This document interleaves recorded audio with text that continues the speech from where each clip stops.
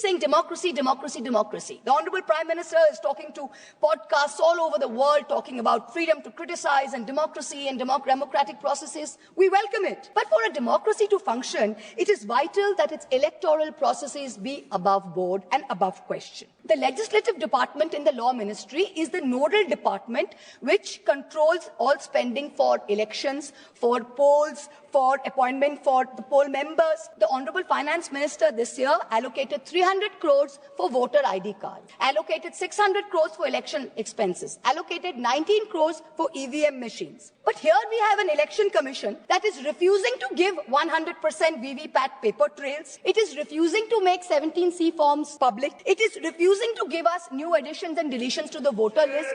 It is refusing to explain how duplicate epic cards are being issued in Murshidabad and in Gujarat. So spend taxpayers' money, but use it in the right way. We need some answers. When it comes to crony capitalists, there are special rules. Please listen. In 2016, there was a rule that there can be no SEZ which has only a power plant. No power plant, only SEZ. But for a very special friend, Mr. A, this was done in Godda, Jharkhand. Mr. A received not only billions in benefits during the capex phase, but receives an ongoing benefit on no import duty for importing coal. Plant was built by a Chinese contractor with Chinese equipment. Customs duty free, GST free, tax free. Not using Jharkhand coal, not giving Jharkhand power, not paying clean energy cess, and currently employing less than 1,000 people. For some people, rules, laws, acts mean nothing. Madam Finance Minister, the CBDT in your hand is an engine to spur India's growth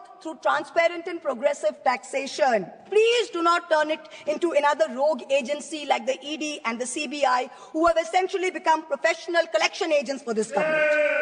193 cases pursued by the ED, 2 convictions. 2 convictions. 97% of ED cases are against opposition politicians. 23 of 25 switched to BJP. Cases were dropped. The new income tax law enables the sharing of information across 10 government agencies. Is this the government's idea of respecting tax-paying citizens who are funding its coffers? I am now going to take a cue from the Honorable Prime Minister, who so effectively managed to speak about Vasudhaiva Kutumbakam when asked a pointed question by the US media about crony capitalists and their accountability to the law. So I too am digressing to speak on an issue which has immense controversy and intrigue attached. The story about bundles of currency notes discovered in the outhouse of a judge of the Delhi High Court. Now the veracity of the incident is still being ascertained, but the Godi media has gone to town debating whether the appointment of judges and how the government of the day must have a preponderant say in the appointment process.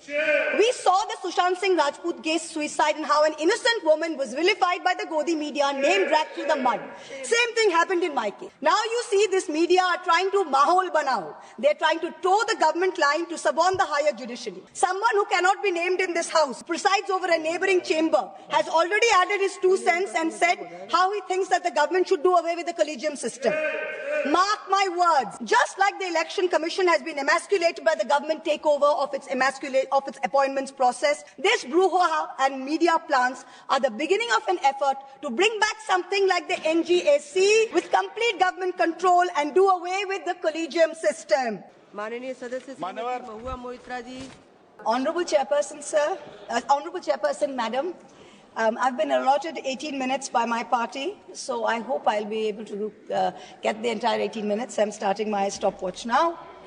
I rise today on behalf of the All India Trinamool Congress to dissect and oppose the Finance Bill 2526. Albert Einstein famously said that the hardest thing in the world is to understand income tax. Similarly, we find it very hard to understand why this government's taxation policy continues to widen the stark divide between the two Indias. A Kuber's India for the elite and the privileged, and another, Vishwakarma's India, for the masses who are bearing the brunt of this government's economic mismanagement. We have just finished the spectacle of the Mahakumbh, with faith drawing millions to the holy Sangam at Prayag. The government is patting itself on its back for organizing the grandest spectacle that humankind has ever seen. It is a small concern that the same UP government who was unable to count the number of deaths in the Kumbh stampedes and give the country a number was magically able to insist that precisely 63 crore people had bathed in the river. Now, 63 crores is the entire adult population of India, which statistically implies that every single one of us sitting here has bathed in the Kumbh. I certainly haven't bathed in the Kumbh. Most of us sitting around me have not bathed in the Kumbh. But this mirage continues. This great mirage is continuing. Similarly, much like the great taxation mirage that this government has created. In December 24, in response to a parliamentary question, the Finance Ministry provided certain crucial statistics on taxpayers in this country.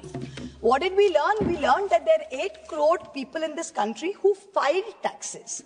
But out of that, only 56 lakh people earn more than 15 lakhs per annum. These 56 lakh individuals, these are the engine of India's entrepreneurial and services economy. They are the only ones effectively paying direct income tax. Now, with the new exemption structure, those earning up to 12.5 lakhs annually will pay zero tax. Let's be clear, income tax is leviable only on 56 lakh people out of 140 crore population. Yet, we have a massive income tax department with supernormal, snooping, police-like powers and unchecked discretion operating under the pretense of enforcement. What is the purpose of this? The 56 lakh people at least have a graded tax system, but for the rest of India, Vishwakarma's India, there is no relief. For the 139 crore people in Vishwakarma's India, GST is the great equalizer, but in the most regressive way possible. In financial year 23-24, the Government of India collected 20 lakh crores in GST, which comes to about 15,000 rupees per person. So a billionaire and a daily wage earner both pay GST on food, on transport, and essential commodities. The government has done nothing to alleviate this burden. There is no discussion on reducing indirect taxes on essential commodities, no roadmap to ensure fairer wealth distribution. All social sector spending has actually seen contractions. Let me give you a few examples. The finance bill mentions a health and education cess of 4% on income tax. No problem. Everyone's happy to pay this if it goes in the right way. You're taking our money, fine. The Kothari Commission in 1966 had said that 6% of India's GDP must be spent on education. Successive national education policies, including NEP 2020, insisted 6% of GDP must be spent on education. What are we spending today? Around 4.5%. What is China spending? 6.2%. This government's own national health policy of 2017 said that public health must account for 2.5% of GDP. What is this government spending today in the last budget? 1.94%. We must be the only country with a declining spending in health. The last few years, we have come down from 2% to 1.94%. So, Madam Finance Minister, wherever you are, I hope you're listening to me. Taxpayers don't mind paying extra cess for health and education, but at least spend it. Give the country what it deserves. Food subsidies have been slashed even as inflation has bitten into rural households. Between January and December of 2024, rural inflation was 5.4%, a full 100 basis points higher than urban inflation, mainly driven by higher food prices. Manrega is still underfunded. Last year's allocation was 86,000 crores. This year's allocation is also 86,000 crores, even though there's higher demand. If you pay West Bengal its 7,000 crores, which it is due, then you are even decrease the outlay even more. This time you guillotined the food and public distribution demand for grants. There was no discussion. Yet there are certain points that everyone needs to know. This country has a National Food Security Act in 2013, which mandates that 75% of urban households and 50% of urban households must have coverage. 75% of rural and urban must have coverage. Today, 81 crore people are getting 5 kg of free rations per month by this government. This is dependent on the 2011 census. Now, the government on affidavit told the Supreme Court that we haven't had a census since 2011. We don't even know when the next census is going to be. So the government says, well, how are you going to revise the numbers? There are many poor people who are not getting rations. The new number is an extra 13 crore must be given rations. Government says, we don't know. We don't have a census. So Supreme Court says, what do you have? We have an unorganized migrant portal, the eShram portal. According to the eShram portal, 8 crore new people must be given rations. The government is steadfastly refusing to give this 8 crore people rations. Please note, these people are paying GST. They are paying GST. You're raising 20 lakh crores based on these people, yet you're not giving them 8 crores people rations per month according to the Food Security Act. Now, this kind of iniquity, I'm not comfortable with it. We certainly don't want this on our conscience. Certainly not. Now what we're talking about is that when you go to, you keep saying democracy, democracy, democracy. The Honorable Prime Minister is talking to podcasts all over the world talking about freedom to criticize and democracy and democratic processes. We welcome it. But for a democracy to function, it is vital that its electoral processes be above board and above question. The legislative department in the law ministry is the nodal department which controls all spending for elections, for polls, for appointment for the poll members. The Honorable Finance Minister this year allocated 300 crores for voter ID cards, allocated 600 crores for election expenses, allocated 19 crores for EVM machines. But here we have an election commission that is refusing to give 100% VVPAT paper trails. It is refusing to make 17C forms public. It is refusing to give us new additions and deletions to the voter list. It is refusing to explain how duplicate epic cards are being issued in Murshidabad and in Gujarat. So spend taxpayers' money, but use it in the right way. We need some answers. Now let us examine the myth and the reality of this government's growth story. The Honorable Finance Minister claimed that India will grow at 6.5% next year. This forecast, by the way, is down from 9.2% predicted in 23-24. Just before he became RBI Governor, former Revenue Secretary Sanjay Malhotra in December warned government tax officials that they should not kill the proverbial golden goose with their demands. Net foreign inflows fell to 1.2 billion between April and December, down from 7.8 billion. Private investment is weak. Manufacturing is stagnating at 17% of GDP. Rural unemployment is 9%. Fiscal deficit has come down to 4.4%. Agreed. But that's not happened because of revenue growth. That's happened because you've cut essential spending to the poor. This is economic mismanagement, not fiscal prudence. The government's obsession with corporate incentives has only favored big businessmen, where small businesses and laborers have got hurt. You slashed corporate income tax in 2019 from 30% to 22%. Has private investment picked up? No. So who have these tax cuts benefited? Let me look at just one example. Let's not forget that all tax rules are written for Vishwakarma's India, not for Kuber's India, not for favorite businessmen. When it comes to crony capitalists, there are special rules. Please listen. In 2016, there was a rule that there can be no SEZ which has only a power plant. No power plant, only SEZ. But for a very special friend, Mr. A, this was done in Godda, Jharkhand. Mr. A received not only billions in benefits during the capex phase, but receives an ongoing benefit on no import duty for importing coal, no coal cess, no domestic supply obligation. Savings of clean energy cess were 320 crores per annum. Custom tax and GST benefits were another 2,000 crores.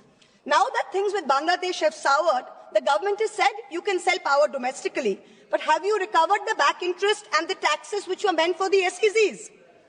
Plant was built by a Chinese contractor with Chinese equipment. Customs duty free, GST free, tax free. Not using Jharkhand coal, not giving Jharkhand power, not paying clean energy cess, and currently employing less than 1,000 people. For some people, rules, laws, acts mean nothing. गरीब लहरों पे पैरे बिठाए जाते हो, समंदरों की तलाशी कोई नहीं लेता. Stock market investors, corporates, small business owners have all become victims of the worst kind of tax terrorism. According to the last budget receipt of July 24, total income tax under dispute was 10.5 lakh crores. This figure has doubled from 5 lakh crores in 2015 to 10.5 lakh crores now in 23. So much for the promise of eliminating tax terrorism. When you're looking at the CBDT's Action Plan 24-25, it gives us data on pending appeals. It's telling us every year there are more pending appeals than appeals which are being disposed of. So what kind of dispute resolution are we managing? It is estimated that there are 6 lakh pending appeals today. The Indian IT tax department has followed an adversarial approach. It unnecessarily pursues all appeals at all levels, regardless of outcome. And all the department officials, there is absolutely no penalty on pursuing frivolous regulation. So, kahin bhi kuch bhi case laga do. There's bad drafting of tax laws, different interpretations. High courts are providing divergent opinions. There's confusion. The judiciary simply cannot handle this mountain of pending appeals. More than 17.5 lakh Indians have acquired foreign citizenship of another country in the past decade. An estimated $21,300 millionaires left India in the past 3 years alone. तुमसे दूर जाने की ख्वाहिश नहीं, पर तुम्हारी शक के डर से बहुत डर लगता है. तुमसे दूर जाने की ख्वाहिश नहीं, पर तुम्हारी शक की नजर से बहुत डर लगता है. This is what people are telling this government. GST is a nightmare. You are having to wade through 100 different tax rates, including cesses. Multiple rates, ensuing confusion has facilitated an alarming GST evasion of 2 lakh crores, almost double the 1 lakh crore evasion that was there in fiscal year 2023. 18,000 fraudulent entries have been uncovered. Many more are likely. Senator Barry Goldwater, the Republican senator in the United States, famously said that the Income Tax Act has created more criminals than any other act of government. This is really proving true in India's case. Honourable Chairperson, the government's draconian taxation policies have turned our stock market into a breeding ground for tax uncertainty. Let's examine the facts. They're mind-boggling. 2004, capital gains tax eliminated, replaced by a 0.1% securities transaction tax. 2018, BJP government reintroducing 10% long-term capital gains tax. 2024, this long-term capital gains hiked to 12.5%. Short-term capital gains increased from 10% to 15% in 2018 to 20% in 2025. Securities transaction tax hiked by 60% in 2024. Corporate dividends, once taxed at flat 15%, are now taxed at slab rates with TDS. The government and the SEBI have together destroyed wealth creation in the stock market, both domestic and foreign. When you have Europe, when you have the US, you have Singapore, who are aggressively attracting investors, we are driving them away with policy arrogance and excessive taxation. Also, the new Income Tax Amendment Act contains something rather alarming in the fine print. Is the government trying to bring back electoral bonds in another shape or form? The bonds were declared unconstitutional in February 24 by the Supreme Court. And yet, in the new Income Tax Bill 25, Schedule 8, provisions relating to the electoral bonds are mentioned. Is this legislative oversight? In which case, very shoddy work on your part. And if it's not oversight, then it shows that you're keeping the road open, so some kind of back entry to your favorite Hafta collection system. This is very clear. Electoral bond data shows that companies with negative profits donated 434 crores to the BJP. 41 companies under investigation donated 2,500 crores to the BJP. 30 companies facing investigation donated 335 crores. Madam Finance Minister, the CBDT in your hand is an engine to spur India's growth through transparent and progressive taxation. Please do not turn it into another rogue agency like the ED and the CBI, who have essentially become professional collection agents for this government. 193 cases pursued by the ED, 2 convictions. 2 convictions. 97% of ED cases are against opposition politicians. 23 of 25 switched to BJP, cases were dropped. We are now truly in an Orwellian state. The finance bill doesn't merely focus on taxation. It gives the government sweeping powers of surveillance under the guise of preventing tax evasion. The government now seeks the right to monitor emails, see social media accounts, private messages. The finance ministry can share this data with the enforcement directorate, with the IT department, and all other agencies. If 97% of this country is tax exempt, then who will the tax authority scrutinize? The poor 3% who are actually paying taxes, who are the hardworking individuals, who are propping up the service sector. Instead of using Pegasus secretly, the government is now openly spying in the name of suspicion. The new income tax law enables the sharing of information across 10 government agencies. Is this the government's idea of respecting tax-paying citizens who are funding its coffers? I've got time, madam, 2 minutes. While I always try and stick to the narrow confines of a topical debate, I am now going to take a cue from the Honourable Prime Minister, who so effectively managed to speak about Vasudhaiva Kutumbakam when asked a pointed question by the US media about crony capitalists and their accountability to the law. So I too am digressing to speak on an issue which has immense controversy and intrigue attached. The story about a bundles of currency notes discovered in the outhouse of a judge of the Delhi High Court. Now, the veracity of the incident is still being ascertained, but the Godi media has gone to town debating whether the appointment of judges and how the government of the day must have a preponderant say in the appointment process. We saw the Sushant Singh Rajput case suicide and how an innocent woman was vilified by the Godi media, name dragged through the mud. Same thing happened in my case. Now you see this media are trying to mahol banao. They're trying to toe the government line to suborn the higher judiciary. Someone who cannot be named in this house, who presides over a neighbouring chamber, has already added his 2 cents and said how he thinks that the government should do away with the collegium system. Mark my words, just like the Election Commission has been emasculated by the government takeover of its appointments process, this brouhaha and media plants are the beginning of an effort to bring back something like the NGAC with complete government control and do away with the collegium system.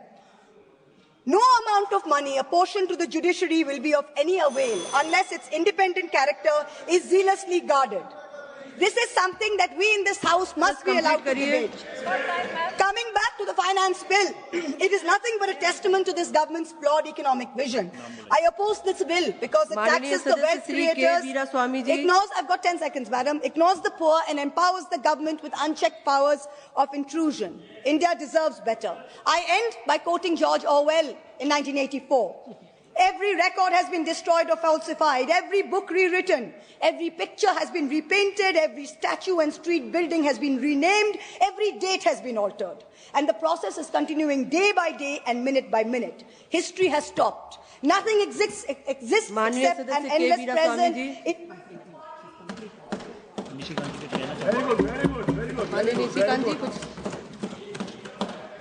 Rule है. Thank you very much, madam. Point of order है. Speaker का direction 115 वो ये कहता है कि कोई भी माननीय सदस्य यदि कोई आरोप लगाते हैं, एक बड़ा आरोप उन्होंने ईडी और सीबीआई पर लगाया कि वो सरकार की तरफ से जो है पैसा कलेक्ट करते हैं. मेरा आग्रह होगा कि उनको ऑथेंटिकेट करने के लिए कहिए कि ईडी और सीबीआई ने कौन सा टैक्स कलेक्ट गवर्नमेंट के लिए किया, किन लोगों को परेशान किया. यदि नहीं करते हैं तो एक्सपंज करिए और नहीं तो प्रिविलेज चलाइए.